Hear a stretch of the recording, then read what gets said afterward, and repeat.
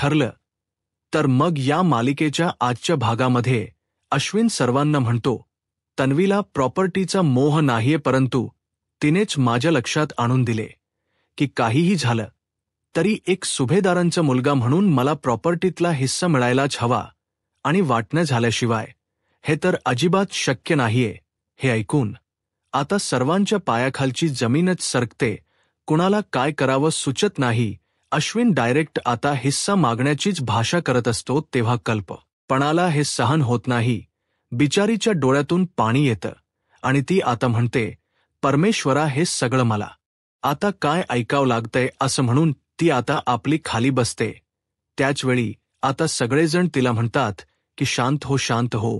मग आता लगेचच सायली म्हणते, हे पहा आई, या प्रियाचं कोणतंही बोलणं मनावर घेऊ नका आणि असं ठरवलं ना आपण. तेव्हा कल्पना म्हणते, अगं पण हे तन्वी नाही. तर अश्विन बोलतोय. मग आता सायलीली खूप रागात म्हणते, पण बोलली तर हीच आहे ना अश्विन भाऊजींच्या मनात, तर हिनेच भरवले ना. तेव्हा रागातच अश्विन सायलीला म्हणतो, हे बघ तू पुन्हा पुन्हा तन्वीला अजिबात ब्लेम करू नको. हा तेव्हा अस्मिता रागातच म्हणते, अरे ती काहीही चुकीचं बोलत नाहीये, कारण तन्वीच खरं रूप ना आम्हाला दिसलंय आणि नेमकंच तुला ते दिसत नाहीये. अरे तू अक्कल गहाण ठेवलीयस का रे? असं अस्मिता अगदी तळमळीने आपल्या भावाला सांगण्याचा प्रयत्न करते की प्रिया किती भामटी आहे तुला माहीत नाही. परंतु अश्विनचा आंधळा विश्वास प्रियावर असतो. मग अश्विन आपली पातळी ओलांडतो आणि अस्मितालाच रागात म्हणतो, गप्प बस. हा अस्मिताई, अगं या घरात काय घडत याचा तुझ्याशी काय संबंध आहे? असं म्हणून परकेपणाची वागणूक तो तिला देतो. हे ऐकून तर आता सगळ्यांनाच हादरा बसतो. अगं तुझं सासर सोडून तू माहेरी पडीक असतेस आणि त्याचबरोबर तुला जर काळजीच घ्यायची असेल तर तुझ्या सासू सास्यांची घेना तिकडे जाऊन. असं म्हणून अस्मिताला तो खूपच तोडून बोलतो. तर प्रिया आता खूप खुश होते. तिच्या मनासारख्या सगळ्या गोष्टी होत असतात. तर बाकी सर्वांना धक्का बसतो. बिचाऱ्या अस्मिताच्या डोळ्यातून पाणी येतं. तेव्हा अस्मिता आता खूप रडत असते. कुणालाच ते बघवत नाही. अश्विनचा सगळ्यांनाच राग येतो. तो पुढे म्हणतो, अगं ते नाही दिसत का तुला सासू सासरे आणि आली मला इकडे अक्कल शिकवायला? मात्र सायलीला आता खूपच राग येतो आणि ती म्हणते, अस्मिता ताई, 2 जीवांचे आहेत हे लक्षात ठेवा. अश्विन भाऊजी. अर्जुन लगेचच अस्मिताकडे जातो आणि तिला सावरतो. म्हणतो, अस्मिताई तू प्लीज रडू नकोस ग. या अश्विनला कळत नाहीये तो नक्की आता या क्षणी काय बोलतोय आणि काय नाही. तेवढ्यात असते आता एक वकील येतात. ते म्हणतात, डॉक्टर अश्विन. तेव्हा अश्विन म्हणतो, या ना या वकील साहेब या. तर आता याने वकिलांना का बोलवलं असेल हा प्रश्न सगळ्यांच्या मनात असतो. सगळेजण त्या दोघांकडे आता बघू लागतात. तेव्हा मी सांगितलेले सर्व पेपर रेडी करून आणलेत का? अश्विन वकिलांना विचारतो. तेव्हा ते म्हणतात, हो घेऊन आलोय मी. आता अश्विन सगळे पेपर रेडी केले आहेत का ते चेक करून घेतो आणि म्हणतो, थँक यू सो मच या तुम्ही. असं म्हणून आता तो वकील साहेबांना जायला सांगतो. वकील आता तेथून जातात. त्यानंतर अश्विन अगदी अरेरावी करतच प्रताप समोर जाऊन उभा राहतो आणि निर्लज्जपणाचा कळस गाठत प्रतापला म्हणतो, प्रताप, सुभेदार अहो, या सगळ्या प्रॉपर्टीतला अर्धा हिस्सा तुम्ही माझ्या नावाने करणार आहात. असं म्हणून तो पेपर्स तसे दाखवतो. हे ऐकून आता सगळ्यांच्या पायाखालची जमीन सरकते, कारण आजपर्यंत अशी हिस्स्याची बोलणी कोणी घरात मध्ये केलेली नसते आणि अश्विनने हीच पातळी ओलांडून प्रताप आणि कलबराचे संस्कार विसरून डायरेक्ट हिस्सा मागितल्यामुळे सर्वजण अगदी हादरतातच. तेव्हा तो आता म्हणतो की सही करा, मग आम्ही ना लगेचच इथून निघून जातो. तर सर्वांचे चेहरे अगदी बघण्यासारखे होतात. सायली आणि अर्जुनला असं वाटत असतं की अश्विनच्या 2-3 कानाखाली माराव्यात, पण आता ते दोघेही लगेच काही करू शकत नसतात. त्यावेळी प्रिया मात्र गालात हसते, कारण सगळं अगदी तिच्या प्लॅनप्रमाणे होत असतं. आता अश्विन 2 अटी घालतो की एक तर मानाने आम्हाला या घरामध्ये परत घ्या ही पहिली अट आणि दुसरी अट नाही तर या पेपरवर साईन करा. असे प्रतापच्या हातावर पेपर्स टेकवत अश्विन म्हणतो, सगळ्यांसाठी हा निर्णय घेणं खरंच खूप कठीण असतं, कारण या भामट्या प्रियाला जर घरात घेतलं तर ती पुन्हा घरामध्ये आग लावणार, वाद करणार, नको तो गोंधळ करणार हे माहीत असतं. आणि हिस्से करायचे म्हटल्यानंतर ते तर काही पॉसिबल नाहीये हेही सर्वांना माहीत असतं. करायचं तरी काय? तर सर्वांच्या चेहऱ्यावर आता एक्सप्रेशन असतात. त्यानंतर अश्विन म्हणतो, पहा, यातला एक ऑप्शन चॉईस करा आणि जर पेपरवर सही करायची नसेल तर करा घराचे 2 तुकडे, मग म्हणजे तुमचे रस्ते वेगळे आणि आमचा रस्ता कायमचा वेगळा. त्यानंतर प्रताप एकदम शांत असतो, म्हणून अश्विन म्हणतो, चल तन्वी, आपण आपल्या रूममध्ये जाऊयात, सामान घे बरं. मग आता प्रिया निर्लज्जपणाने ते सामान घेते आणि लगेचच अश्विनला म्हणते की चल अश्विन, आपण आपल्या रूममध्ये जाऊ, चिडू नको. हा ते दोघेही लगेचच रूममध्ये जातात. त्यावेळी घरातील कुणीच काही बोलू शकत नसतं. कल्पना बिचारी डोक्याला हात लावून आता खूप म्हणजे खूप रडू लागते, कारण अश्विनच्या या वागण्याचा तिला खूप त्रास झालेला असतो. तर एका क्षणात हे काय घडलं याचा सायलीला अंदाज नसतो. त्यामुळे आता ती एकदमच शांत होते आणि विचार करू लागते. तिकडे प्रतिमा ही आता जेवणाची तयारी करत असते. अगोदर अश्विन आणि प्रियाला आवाज देत असते की जेवायला या म्हणून, पण प्रत्युत्तरच येत नसतं. तर आता सुमन तेथे येते. ती सुद्धा काम करत असते. प्रतिमा विचारते, सुमन, अगं तन्वी आवाज का देत नाहीयेत? त्यांना बोलव ना जेवायला. त्यावेळी सुमन म्हणते, अहो वहिनी, ते दोघे ना मगाशीच घराबाहेर पडले आहेत. त्यावेळी का बरं कुठे गेले आहेत असं प्रतिमा विचारते. रविराज सुद्धा तिथे बसलेला असतो आणि आपला ऐकत असतो, पण या दोघींकडे दुर्लक्ष करत आपलं पुस्तक वाचत असतो. त्यानंतर सुमन म्हणते, वहिनी, अहो ते सुटकेस घेऊन गेले आहेत. हे ऐकून आता प्रतिमाला धक्का बसतो. तेव्हा नक्की कुठे गेले आहेत असं आता प्रतिमा विचारत असते. सुमन म्हणते, नाही अंदाज मला नक्की ते कुठे गेले आहेत ते तेव्हा बरं असं म्हणून आता रविराज रिलॅक्स होतो. तेव्हा बरं काय हो, अहो ते दोघे सुटकेस घेऊन घराबाहेर पडलेत. कुठे गेले, काय गेले, आपल्याला अंदाज नाहीये असं प्रतिमा रविराजला म्हणते. तेव्हा वहिनी, अहो तुम्ही तन्वीला फोन करून बघताय का असं आता लगेचच प्रतिमा आता तन्वीला फोन करणारच.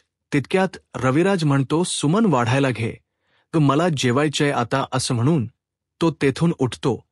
त्यावेळी सुमन म्हणते, भाऊजी, अहो एकदा तन्वीशी बोलून घेऊयात ना प्लीज. तेव्हा तो म्हणतो, गरज नाही काही, तिचा नवरा आहे ना, तिच्या सोबत बघून घेतील, ते काय करायचं त्यांचं ते. दुसरीकडे प्रिया आणि अश्विन दोघेही रूममध्ये येतात. अश्विन एकदम शांत असतो, खाली मान घालून आपला उदासपणे उभा असतो. प्रिया मात्र बॅग आता लगेचच बेडवर टेकवते आणि त्याला अशी मस्तपैकी टेकून त्याच्यावर पडते आणि म्हणते, फायनली आपण आपल्या रूममध्ये आलो. अश्विन, मी ना ठरवलंच होतं, काहीही होऊ दे, कोणतंही टोक गाठण्याची वेळ येऊ दे, पण आपण आपल्या घरी जायचं म्हणजे जायचंच. तेव्हा अश्विनला वाईट वाटतं आणि तो म्हणतो, पण म्हणून हे आजच प्रकरण आहे ना, हे खूप म्हणजे खूपच टोकाला गेलं. खरं तर हे एवढं सगळं व्हायलाच नको होतं, कारण आपल्याच माणसांशी आपल्याच घरात एवढा कडवटपणा सहन करणं खूप कठीण आहे. अग तन्वी. तेव्हा प्रिया आता वैतागते आणि मनातच म्हणते, झालं याचं सुरू रडायला. अरे मूर्खा, मी या घरात येऊन केवढा विजय मिळवलाय दिसत नाही का तुला? कारण मला आता अर्जुन सायलीवर वॉच ठेवता येईल फक्त आणि फक्त. तुझीही मला कटकट नको आहे. तर इकडे सगळे जण जेवायला बसलेले असतात, पण कल्पना आणि त्याचबरोबर अस्मिता, अर्जुन, प्रताप हे सगळे खूप नाराज असतात. आता सायली विमलला म्हणते की तुम्ही वाढायला घ्या बरं. तेव्हा विमल हो म्हणते. तरी हे आता कोणी काहीच बोलत नसतं. अश्विनच्या या अशा वागण्यामुळे सगळ्यांनाच खूप दुःख झालेलं असतं. त्यावेळी आता सायली म्हणते, हे पहा आई बाबा, पूर्ण आजी आत्ता इथे असत्या तर तुम्हाला जेवायला घातलंच असत ना जबरदस्तीने ने. मग आता जर तुम्ही जेवला नाहीत ना तर मी लगेच त्यांना कॉल करेल. हा तेव्हा प्रताप म्हणतो, बाळा पण जेवायची इच्छाच नाहीये कारण ज्या मुलीचा आपल्याला एवढा तिटकारा वाटतो ती मुलगी घरात असताना आपल्या घशाखाली घास तरी कसा उतरेल सांग ब्र. तेव्हा सायली प्रतापला समजावते, बाबा घरात कुणीही असो पण हे घर तुमचं आहे ना. कल्पना आता रडकुंडीला येते आणि म्हणते, पण सायली तिच्या अशा वागण्याचा मला तर त्रास होणारच ना ग. तेव्हा सायली म्हणते, हो आई, पण आपण तो करूनच घ्यायचा नाही, कारण आपण आपल्याला जितका त्रास करून घेऊ ना तेवढाच त्या भामट्या प्रियाला आनंद होणार आहे. आणि रोज मरे त्याला कोण रडे, आपण आपल्याला त्रास करून घ्यायचा, तिला काही फरक पडणार आहे का त्याचा, आणि तिचं वागणं बदलणार आहे का आई. तेव्हा सगळेजण सायरीच्या बोलण्याचा विचार करतात. कडे अश्विनला आता वाईट वाटत असतं की मी आज खूप टोकाचं बोललो, असं बोलायला नको होतं. त्याला नंतर त्या गोष्टीची जाणीव होते. मग प्रिया त्याला लगेचच म्हणते, अश्विन अरे विन आपण असो बोललो नसतो किंवा तू बोलला नसता रे, परंतु आता तुझ्या आई बाबांनाच आपण नको आहे तर काय करायचं सांग बरं. हे बघ, पण अजिबात तू धीर सोडू नकोस, कारण माझ्यासाठी तू केवढा लढला आहेस. तेव्हा आता ती म्हणते, हे बघ आता आपण जिंकायचं, आय मीन्स सगळ्यांची मना आपण दोघांनी जिंकायची. तेव्हा आता अश्विन म्हणतो, अगं तुला कळते का तन्वी, मॉम डॅड माझ्याशी कशी बोलतायत तुला माहिती आहे ना, आपण त्यांची मन आता कशी जिंकणार आहोत. तेव्हा प्रिया म्हणते, असू देत वागू देत, त्यांना कसं वागायचं ते, पण तू स्वतःला त्रास करून घेऊ नकोस. इकडे आता अस्मिता सर्वांना सांगते की आपण जेवढे रिएक्ट करू ना तेवढी ती तन्वी जास्त चिंकाळेल. तेव्हा अर्जुन म्हणतो, ती तन्वी ना कशीही वागू दे, मला अजिबात त्याचा काही त्रास होत नाहीये, पण तिच्यामुळे अश्विन कसा वागतोय ना हे अश्विनला सुद्धाच कळत नाहीये. मग आता सायली म्हणते, उलट आपण असा विचार का करत नाहीये, या प्रियाच्या निमित्ताने का होई ना अश्विन भाऊजी आपल्या इकडे घरी आले आहेत. मग आता सायली त्यामध्ये ही पॉझिटिव्ह शोधते आणि म्हणते, हे पहा आई, तुम्ही त्या दिवशीच म्हणाला होतात ना की आता दिवाळी आलीये पण अश्विन घरी नाहीये. आता तुम्हीच बघा ना, या दिवाळीला आपण पुन्हा सगळे एकत्र घरी असणार आहोत आणि अश्विन भाऊजी सुद्धा आपल्या घरी असणार आहेत दिवाळीला. तेव्हा प्रताप म्हणतो, अग सायली, वाईटात सुद्धा चांगलं कसं शोधावं हे कुणीही फक्त तुझ्याकडून शिकावं हा. तेव्हाच सगळ्यांनाच आता सायली असं बोलल्यामुळे आनंद होतो, जरा मूड फ्रेश होतो. सायली म्हणते, हो ना बाबा, मग चला बरं सगळ्यांनी जेवण करून घ्या, कारण आपल्या घरात अन्नाचा कधीही अनादर झालेला नाहीये आणि तो कुणीही होऊ द्यायचा नाही. तेव्हा अर्जुन म्हणतो, डॅड मम्मा चला बरं. तेव्हा अर्जुन सगळ्यांना जेवायला सांगतो. सगळेजण जेवण करणार. इतक्यात सायली आता सगळ्यांना म्हणते, थांबा, हे पहा, आता प्रिया आपल्या समोर असो किंवा नसो यापुढे, परंतु आपण अजिबात आपल्याला त्रास करून घ्यायचा नाहीये तिच्यापासून ना. आपण जास्तीत जास्त दूरच राहायचं, ती आपल्या जवळ येणार नाही ना असं बघायचं आणि आपलं आयुष्य नेहमीसारखं सुखात आनंदात सुरू ठेवायचं. तेव्हा द्याल ना हे वचन, असं म्हणून साहिले हात पुढे करते. अर्जुन लगेचच उठतो, तिच्या हातावर हात ठेवत म्हणतो, हो मी दिलं वचन. मग आता घरातील सगळेजण उठतात, सायलीच्या हातावर हात ठेवतात, सगळेजण खुश आहेत. हे पाहून आता सायली म्हणते, ठरलं तर मग आता अजिबात तिथून पुढे कोणी टेन्शन घ्यायचं नाही, या प्रियाचं एकदम आनंदात जगायचं राहायचं. तेव्हा ठीक आहे असं सगळेजण म्हणतात. मग विमलताई, घ्या ना बाकीच्यांना वाढायला, असं सायली म्हणते. तेव्हा विमल म्हणते, हो लगेचच घेते हा. त्यानंतर सगळेजण जेवण करू लागतात. अर्जुन म्हणतो, वा भेंडीची भाजी काय सुपर झालीय बायको. तेव्हा सायली खुश होते, कारण अर्जुनने कौतुक केलेलं असतं. मग त्यानंतर कल्पना म्हणते की अगं सायली, ऐक ना, अस्मिता सकाळी म्हणत होती कोथिंबिरीच्या वड्या खायच्या आहेत, म्हणून आपण करूयात हा संध्याकाळी. त्यावेळी सायली म्हणते, हो चालेल करूयात. तेव्हा विमल म्हणते, वहिनी मी ना आता उद्याच जास्तीची कोथिंबीर घेऊन ठेवते हा. तेव्हा कल्पना म्हणते, ठीक आहे. तर सगळेजण आपले लाड करतायत हे पाहून अस्मिताला देखील तेवढाच आनंद होतो. तर दुसरीकडे प्रिया आता अश्विनला समजावत असते की ऐक ना, अरे हीच सिच्युएशन अर्जुन आणि सायलीवर सुद्धा आली होती ना ती सायली छक्के पंजे करून या घरात शिरली होती आठवत त्यांना ती त्याला स्वतःकडे बघायला सांगते आणि म्हणते, मी माझ्या खरेपणाने आणि माझ्या प्रेमाने पुन्हा सगळ्यांना एकदा जिंकून घेईल, पण तोपर्यंत आपण ना एकदम शांत राहूयात, चालेल ना? तेव्हा अश्विन लगेचच आता प्रियाच्या या बोलण्याला भालतो आणि विचारतो, तुझ्या या स्वभावाची या घरामध्ये किंमत का नाहीये? मग आता प्रिया म्हणते, तुला कळती ना किंमत? मग मला दुसरं कोणाचं घेण देणं नाही. त्यानंतर ती म्हणते, चल बरं बाहेर जाऊया आणि सगळ्यांसोबत जेवायला बसूयात. अरे किती छान योगायोग आलाय हा, खूप दिवसानंतर ही संधी अजिबात सोडायची नाहीये आपण. अश्विन म्हणतो, हे बघ, मला परत या सगळ्यांची तोंड बघायची अजिबात इच्छा नाहीये, मला खूप त्रास होतो या गोष्टीचा. मग आता प्रिया म्हणते, अश्विन, या सगळ्यांची ना आपल्याला रोज तोंड बघायचेच आहेत. अरे जबरदस्ती ती त्याला आता उठवते आणि लगेचच बाहेर घेऊन जायला निघते. त्यावेळी इकडे सायली आता अस्मिताला विचारत असते, तुम्हाला लोणच हव्य का अस्मिता ताई? तेव्हा अस्मिता म्हणते, नको नको, मला लोणच वगैरे नको आहे. त्यांचं आता बोलणं सुरू असतानाच तेथे आता प्रिया आणि अश्विन हे दोघेही येतात. ते दोघे आल्याबरोबर सगळ्यांचा चेहराच अगदी पडतो. तेव्हा प्रिया लगेचच आता तेथे येऊन तेथे खुर्चीवर बसणार तितक्यात सायली म्हणते, थांब प्रिया, हे बघ, ती जागा तुझ्यासाठी नाहीये. त्यावेळी आता म्हणजे असं प्रिया रागातच विचारते. सायली म्हणते, तुला या घरात राहायचं असेल तर काही नियम हे पाळावेच लागतील ना? प्रिया विचारते, काय नियम? पण मी या घरामध्ये राहिली तेव्हा तर असे काही नियम वगैरे नव्हते ना इथे. तेव्हा सायली म्हणते, अगो तेव्हा तू सगळ्यांच्या डोळ्यामध्ये ना अगदी धूळ फेकत होतीस, त्यामुळे तुझ्यासाठी तेव्हा नियम वगैरे कसलेही बंधन नव्हतं. पण आता तसं नाही होणार. तेव्हा सायली आता चांगलाच प्रियाला धडा शिकवणार असते, कारण आता तिला ती नियमाने अटी घालून देणार असते.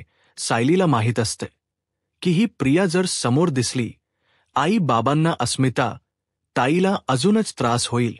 मी काही तिचा त्रास करून घेणार नाही, परंतु आता या तिघांना नक्कीच त्रास होणार, कारण प्रिया काहीही टोमणे वगैरे मारून या यांना पुन्हा एकदा त्रास देईल. तर पुढे आता अश्विन म्हणतो, तो नाटक आहेत ही सगळी, तर सांग काय काय नियम काय आहेत तुझे? असं तो सायलीला उद्धटपणाने विचारतो. तर सायली आता म्हणते, सांगते, हा नियम क्रमांक 1, तुझा सकाळचा नाश्ता, तुझं जेवण तू तुझंच बनवून घ्यायचं, कारण आम्ही जे जेवण बनवू ना ते फक्त आमच्या कुटुंबासाठीच असेल, ते तुझ्यासाठी तर अजिबात नसणार.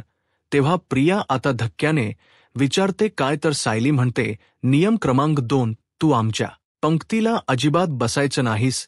एकतर तू आधी बस जा, नाही तर नंतर बस जा, आम्ही अजिबात तुझ याबरोबर जेवणार नाही, समजलं? तेव्हा आता अश्विन विचारतो, का बरं? तेव्हा सायली सांगू लागते की तिने आजपर्यंत इथे जेवणाच्या ताटावर सगळ्यांना बॅचदा रडवले आणि खूप मनस्ताप सुद्धा दिलाय. असं सायलीने म्हटल्याबरोबरच इकडे प्रिया डोळे मोठे करून तिच्याकडे बघू लागते.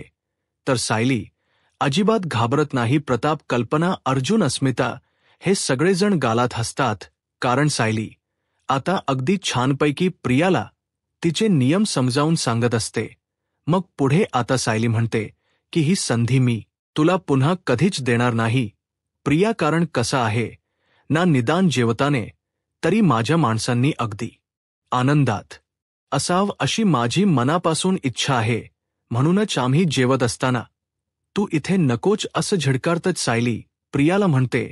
मग आता सायली म्हणते, आणि हो, नियम क्रमांक 3, जेवण झाल्यानंतर भांडी घासणं, ओटा आवरण आणि सगळी झाकपाक ही तू तुझी करायची, समजलं? तर आता प्रियाची पूर्णपणे सायलीने कोंडीच करून टाकलेली असते. तर आता अस्मिता मात्र गालात हसते आणि प्रियाची गंमत बघते.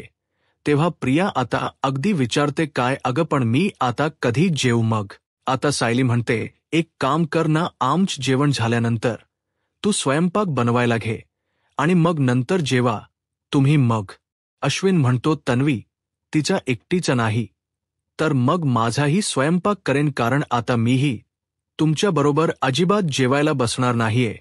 तेव्हा सगळेजण सायलीकडे आता बघू लागतात. तेव्हा प्रिया आता रागानेच विचारते, म्हणजे थोडक्यात काय मी तुमच्या कुटुंबाचा भाग नाही असं म्हणायचंय का तुला? तेव्हा सायली म्हणते, हो अगं अगदी असंच म्हणते मी, आणि तू यापूर्वी सुद्धा आमच्या कुटुंबाचा भाग नव्हतीस आणि यापुढे सुद्धा कधीच होऊ शकणार नाही. तेव्हा प्रताप हसतो आणि म्हणतो, सायली अग जाऊ दे ना, खूप वेळ दिला आता तू त्या मुलीला, आणि आता ती ना गेली तरी चालेल, तू आपली बस असं म्हणून तो तिला जेवायला बसायला सांगतो. त्यानंतर आता सायली लगेचच प्रिया ज्या खुर्चीवर बसणार असते ना, त्याच खुर्चीमध्ये जाऊन तिच्या समोर ऐटीत बसते आणि अर्जुनला म्हणते, अहो सांगायचंच राहिलं, माई मावशींचा फोन आला होता आज. तेव्हा अर्जुन म्हणतो, हो का, मलाही आला होता फोन, मीच सांगायचं विसरलो. तेव्हा प्रिया लगेच ओरडते, सायली हा काय माज आहे, तू मला या घरामध्ये सुखाने जगूच देणार नाहीये का? तेव्हा सायली तिच्याकडे दुर्लक्ष करते आणि म्हणते, अहो बाबा ऐका ना, माई मावशी हे सुद्धा म्हणत होत्या अशा कुठल्या तरी गोळ्या आहेत त्या त्यांना कुठेही भेटत नाही म्हणून, तर त्या तुमच्या फॅक्टरीत मिळतील का असं विचारत होत्या. मग आता प्रताप म्हणतो, माझ्याकडे यादी पाठवून दे, मी पाठवतो लगेच त्यांना, चालेल ना? सायली म्हणते, हो चालेल. सगळेजण आता त्या दोघांसमोरच जेवणावर आता ताव मारत असतात. जेवण अगदी आनंदाने गप्पाटप्पा मारत करत असतात.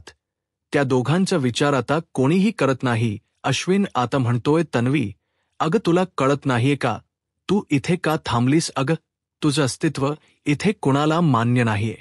आता चल बर चल, आपण तिकडे बसूयात असं म्हणून आता ते दोघेही तिकडे बाजूला जरा सोफ्यावर जाऊन बसतात आणि कामका इकडे अर्जुन, सायली, त्याचबरोबर घरातील सगळ्यांकडे प्रिया बघत असते, कारण तिलाही भूक लागलेली असते.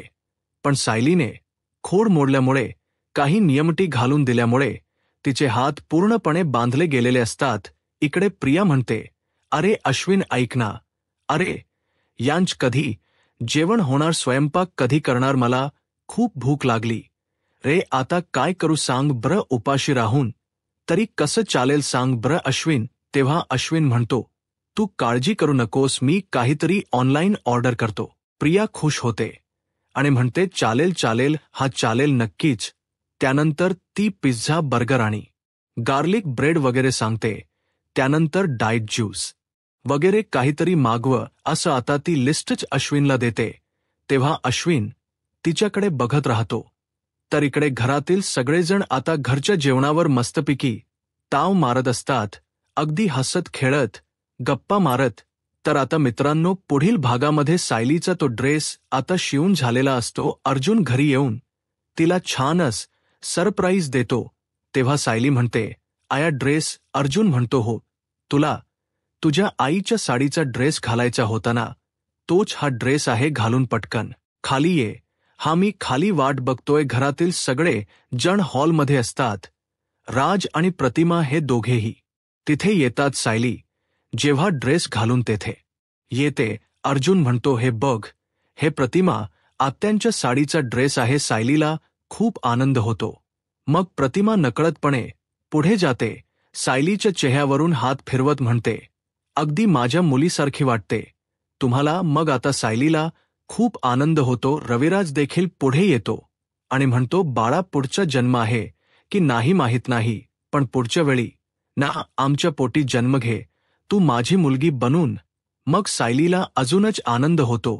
ती अर्जुनला पटकन जाऊन मिठी मारते आणि म्हणते, माझं आयुष्य सुरू होतो तुमच्यापासूनच सुद्धा, तुमच्याकडे येऊन असं म्हणून ती आता खूप खुश असते. अर्जुन देखील तितकाच खुश असतो. यूट्यूब चॅनलला सबस्क्राईब करा आणि व्हिडिओ लाईक करा. धन्यवाद.